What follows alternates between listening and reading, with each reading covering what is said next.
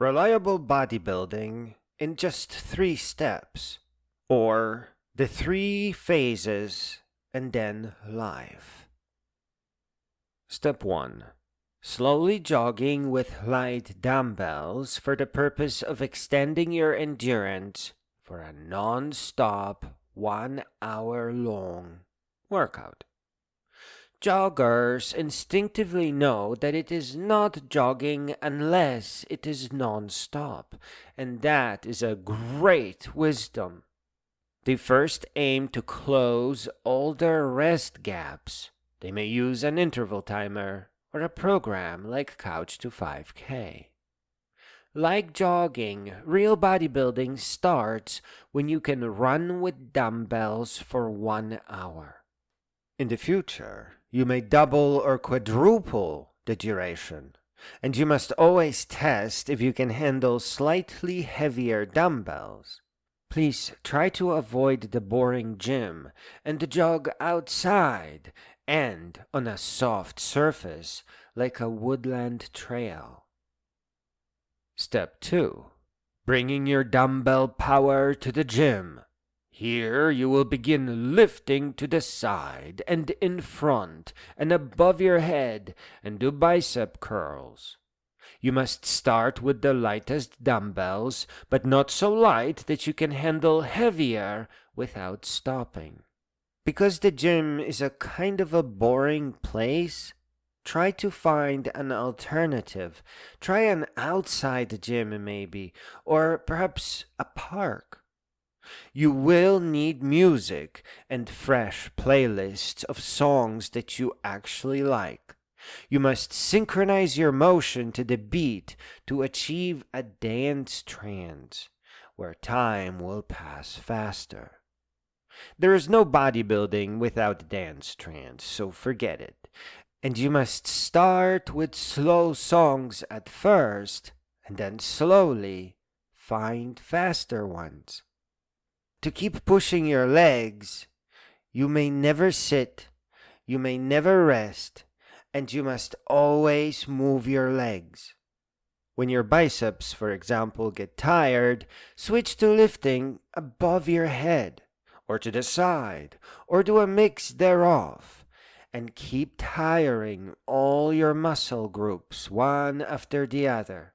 You must walk back and forth, generally aiming to mimic 1980s aerobics and maybe a little bit of boxing, with an aim towards shuffle dancing, where you actually move faster than if you were just jogging. Step 3. Add an extra hour to your workout to speed up the transformation. Once you can, increase your dumbbell weight, but not so much that you will be forced to stop. Do not do that. Get faster songs, but again, not so fast that they will force you to stop. Eat trail mix, a mix of peanuts and dried fruit, but soak it in water to soften it first.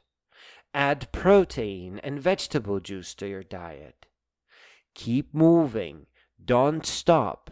As your body adapts, challenge it some more and keep it up. Finally, unfortunately, sets and reps are a lie. It is an easy fantasy to believe. Do a routine and you'll get big muscles. No, it does not work that way. It is a lie made up and repeated by people wanting to look like they know what they are doing and then sound like they are smart. The sets and reps people who have big muscles are former childhood obesity victims or former fatties. They get their muscles not from sets and reps, but from growing up with twice or thrice the body weight in fat. Those who are not fat may just spend enough time doing it wrong to, over the course of a decade or more, successfully simulate the exercise I show above. If they switch the machines fast enough, they won't get a balanced, useful physique, But they will be challenging their body in this strange, broken, mechanistic way to grow muscles. Their primary weapon will probably be the duration of their stay at the gym. If they're there for 6 or 8 hours, yeah, it could work.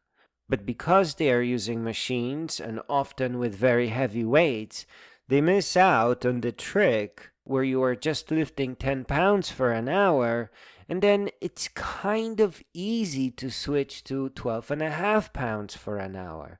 And you can keep going all the way up to 30, 40 pounds. But by that time, you would look like a freaking monster. Also, bodybuilding without the dancing is not quite compatible with music trends. You're always distracting yourself with changing knobs on the machine and switching machines and checking how long you got until this and how long you got until that. You need a clear mind for dance trends. You literally have to dance to get into the dance trends. Then you can spend easy 3 hours at the gym and it will feel like 15 minutes. There are also tall people. This is where this notion of genetic predisposition comes from. Their body proportions are naturally larger. Their bones are actually longer. So, by contrast to a shorter person, their muscles will be larger. But proportion-wise, eventually, both will have the same proportions. To be clear, muscle isolation, or getting your physique from gym contraptions, is problematic because we are all walking and lifting and moving and twisting machines. There is a sequence and harmony to growing a functional musculature. Natural motion and gradual adaptation with ever heavier dumbbells is much healthier than hopping from one machine to another. It's also a lot faster, because when you're turning with dumbbells above your head, when you're doing bicep curls with one leg up in the air, there's a lot more muscles being engaged than if you are just hopping between machines. Muscle isolation is a thing. It will isolate specific groups and ignore all the other. It's better that you have a full body motion. So then you can go home and pick something up that's actually quite heavy without hurting your back because you're always sitting on the machines and never work on your back. Your first 2 or few weeks will make your body ache. That is basically because you have never used your body before. Your body got sick because it is a flexing and moving animal. Now you are awakening your body, stretching all the muscles, and repairing it in general. It is not the gym that hurts you. The pain means that your body was ill. That is what a sedimentary lifestyle does. Again, we are meant to be very athletic because we are animals. And by sitting around on the couch and never going to the gym and never flexing and lifting, our body was just kind of withering away and almost dying. Just imagine what would happen if you treated a horse the way you treat yourself. Now note how great you will feel when you treat yourself like an animal or a horse. You're always moving and prancing around and carrying some weight here and carrying some weight there and going on adventures, maybe hiking and camping. All of this means that your body is fully alive and will take care of you for a lot longer than if you were just sitting on the couch. How long, right? How long will all this take? Months to show results. 2 years until others accuse you of cheating. 3 years if you are obese, but your muscles will be huge because you already have them.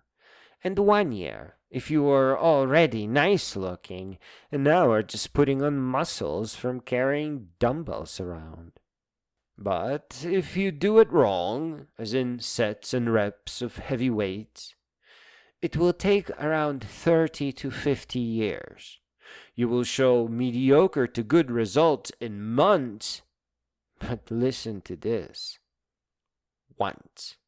You will show mediocre to good results only once. Sets and reps make you lift too heavy. So you go from potato to a little bit beefy to a plateau. And you stay there because you just can't handle more. You are already at your maximum weight, so you can't speed up your music to lift faster. You can't add another hour because you're already barely lifting for just a few seconds. And you are always resting. So you're pretty much resetting your exercise every few minutes. Heavy weights are a bad idea because you can't go from 40 pounds to 45 pounds and forget 50 pounds. Your body won't have the chance, the time to adapt. It can handle moving from 15 pounds for an hour to 17.5 pounds. But not the heavy weights that you are already lifting for just seconds and can't add any more seconds to. Not to mention pounds, which is what you need to do.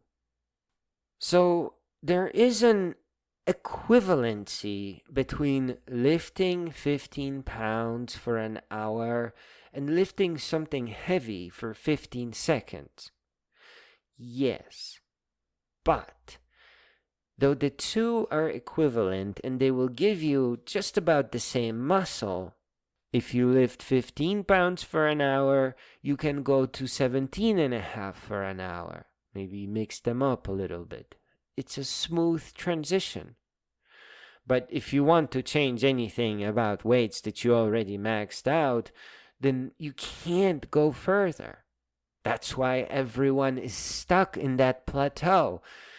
They cornered themselves with heavy weights that won't let their body adapt because they're too heavy. They're not lifting them for long enough. So everyone at the gym is stuck in a plateau because they won't lift 15 pounds for an hour and instead come in for an hour, lift 45 pounds for 15 seconds and sit and wait until their body recovers. That doesn't do anything. Past that initial phase where you go from potato to some activity and get some muscles out of it, there will be no change. No adaptation.